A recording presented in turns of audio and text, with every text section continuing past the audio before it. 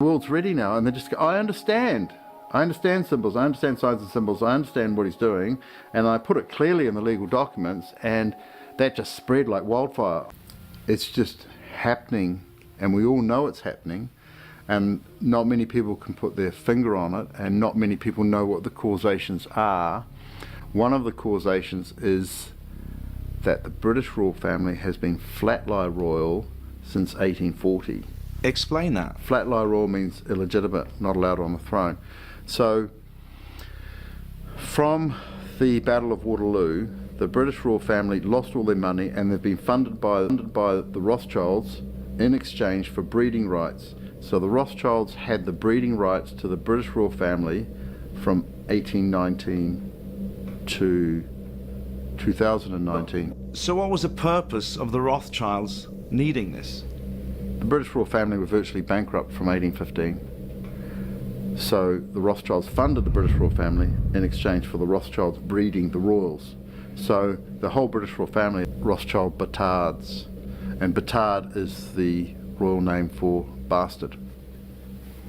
So what I did in my legal documents is I exposed King George V of England as being sired by Tsar Alexander III of Russia, and I exposed Queen Elizabeth II as sired by artificial insemination by Winston Churchill, who was actually the illegitimate son of King Edward VII. Hang on. I know, it gets too much, so I'll show you a chart.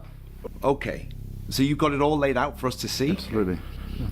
Greg has produced a chart showing a surprisingly different narrative of the royal lineage we've all become accustomed to. So these legal documents that you've registered and given to the British royal family, you've also sent copy of these to various other world leaders? America, Russia, Israel, England, plus And the Pope and the Archbishop of Canterbury. And nobody contested these documents? Well, they've accepted them all by passive acquiescence and cognitive avoidance, and they've put an estoppel in action on them, which means to stop due to the action, which is an admission. So the whole world has been acting on my documents, including the British royal family. They've acquiesced to my documents by removing their emblem off the Buckingham Palace gates and by doing a Rex Abscondus, and the Queen has gone into hiding in Windsor Castle for the purpose of supposedly the coronavirus. But it's very difficult to put it in terms that most people can understand it. Well, what's actually going to happen is the crown and the orb and the scepter and the sword are going to be left on the throne. The gates are going to be open. I'm going to walk in and I'm going to sit down on the chair. Someone's going to put the crown on my head, take a photo, and we're going to send that around the world, and then we'll have a ceremony later.